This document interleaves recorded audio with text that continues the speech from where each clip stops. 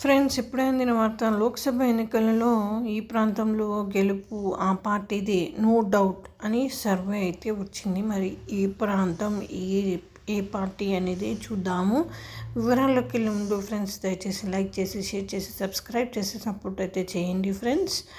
అయితే ఆదిలాబాద్ తర్వాత తెలంగాణ తలాపున ఉండే పెద్దపల్లి లోక్సభ సీటు కాక వెంకటస్వామి కుటుంబానికి కోటగా కొనసాగుతోంది. తెలంగాణ ఉద్యమ ప్రభావం గత 10 ఏళ్ల రాజకీయాలు ఇక్కడ ప్రభావితం చేసింది. మహారాష్ట్ర బోర్డర్లో ఉన్న Peddapalli Lok Sabha seat north south India గేట్వేగా కనిపిస్తోంది.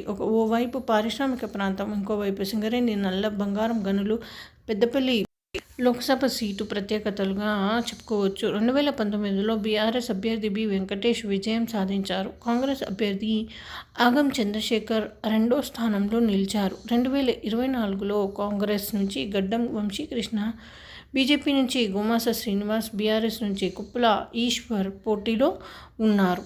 అయితే కాంగ్రెస్ గడ్డం వంశీకృష్ణ కాకా వెంకటస్వామి రాజకీయ వారసుడు తొలిసారి ఎన్నికల బరిలో ఉన్నారు. బీజేపీ గుమాస శ్రీనివాస్ ఏబీవీపీ నేత, కాంగ్రెస్ నుంచి రాజకీయాల్లోకి వచ్చారు. తర్వాత బీఆర్ఎస్లో కొనసాగి ఇటీవల బీజేపీలో చేరారు. బీఆర్ఎస్ కుప్పల ఈశ్వర్ తెలంగాణ ఉద్యమ నేపథ్యం ఉన్న నేత, రాష్ట్ర మంత్రిగా చీఫ్ విప్గా పనిచేశారు.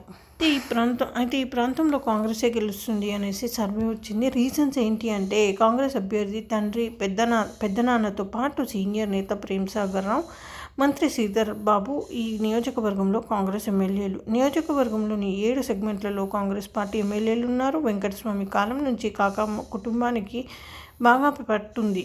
దానికి తోడు కాంగ్రెస్ ప్రభుత్వంలో ఉండటం ప్లస్ అవుతుంది. తాత వెంకటస్వామి 4 సార్లు, తండ్రి వివేక్ వెంకటస్వామి 1 సారి ఎంపీగా ఇక్కడి నుంచి ప్రాతినిధ్యం వహించడం ప్లస్ పాయింట్. ప్రత్యర్థుల్లో ఒకరైన కొప్పుల ఈశ్వర్కు బీఆర్ఎస్ పెట్టుకోకపోవడం పెద్ద మైనస్ అయింది. ధర్మపురి ఒకటే ఆయనకు కొంచెం ఎడ్జ్ ఇచ్చే అవకాశం ఉంది. బీజేపీ అభ్యర్థి గుమాస శ్రీనివాస్ ఆఖరి నిమిషంలో పార్టీ మారి టికెట్ తెచ్చుకున్నారు. పెద్దగా ప్రభావం లేదు. ఈ విధంగా వార్తలు అయితే వస్తున్నాయి. మరి పై చేయి అయితే కాంగ్రెస్ అని అంటున్నారు.